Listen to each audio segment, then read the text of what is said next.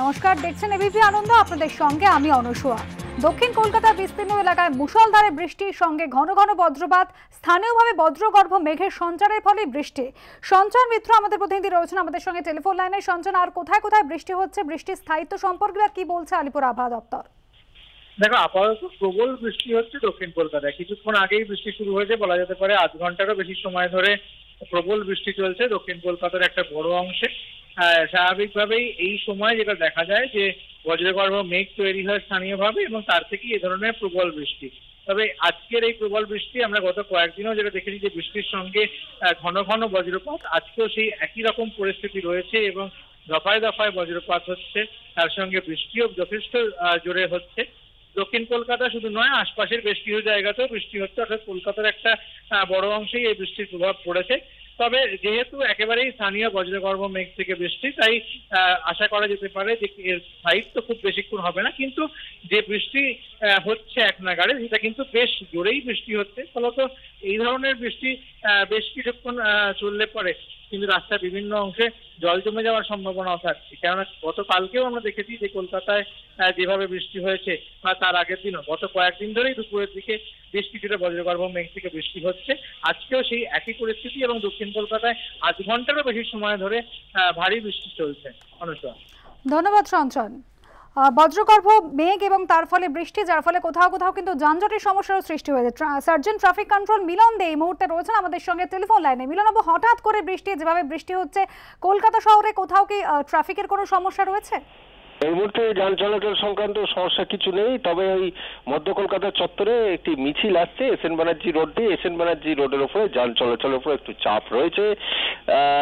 এছাড়া এমনি অন্য কোথাও কোনো বিশেষ চাপ নেই। থিয়েটার রোডে একটু স্কুল ছুটির জন্য সামান্য একটু চাপ ছিল, এখন আর তা নেই।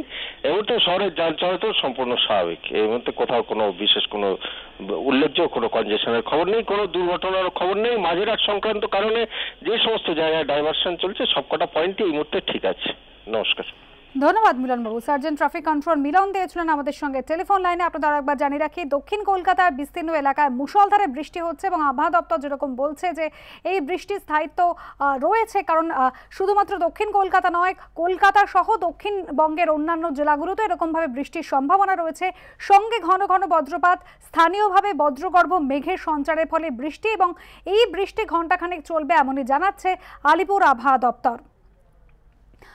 শুধুমাত্র দক্ষিণ কলকাতা নয়, কলকাতা সহ অন্যান্য দক্ষিণবঙ্গের যে জেলাগুলি রয়েছে, উপকূলবর্তী জেলাগুলো বিশেষত, সেখানেও কিন্তু বৃষ্টির সম্ভাবনা রয়েছে। বৃষ্টি হবে বেশ কয়েক ঘন্টা ধরে, এই বৃষ্টি চলবে বলে জানিয়েছে আলিপুর আবহাওয়া দপ্তর।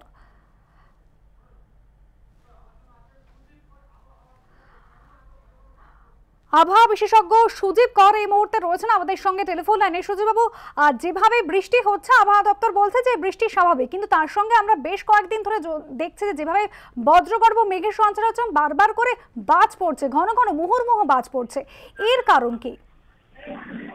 বাস্তবিক ক্ষেত্রে এই মুহূর্তে যে বৃষ্টিপাতটা হচ্ছে, সেই বৃষ্টিটা কিন্তু পুরোটাই ডিপ্রেশনের রেঞ্জ। স্থানীয়ভাবে নিম্নচাপগুলো সংঘটিত হচ্ছে, এবং এই সময় প্রশান্ত মহাসাগরের উপকূলে একটা প্রচন্ড শক্তিশালী টাইফুন রয়েছে, তার প্রভাবটাও এই অঞ্চলের ওপরে পড়ছে।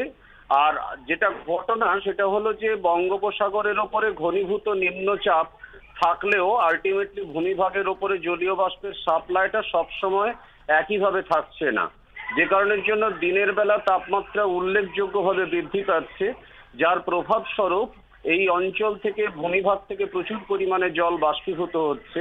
পরবর্তীকালে যখন সমুদ্র থেকে জল প্রবেশ করছে, তখন দু ধরনের জলীয় বাষ্প, অর্থাৎ একটা উত্তপ্ত এবং আর একটা কম্পারেটিভলি কম তাপমাত্রাযুক্ত জলীয় বাষ্প, দুটোর ট্রানজিশনের ফলে এই ধরনের প্রচুর পরিমাণে বজ্রবিদ্যুৎ সংঘটিত হচ্ছে। আরো যেটা বিশেষভাবে বলা যেতে পারে, শহরাঞ্চলে বজ্রপাতের পরিমাণটা কম্পারেটিভলি বেশি। তার কারণ হচ্ছে তার সাথে আরবান হিট আইল্যান্ড বিশেষভাবে ক্রিয়াশীল অবস্থায় আছে, ফলে এই সবটা মিলিয়ে এই ঘটনাটা ঘটছে। অনেক ধন্যবাদ সুজিতবাবু আমাদের সঙ্গে কথা বলার জন্য।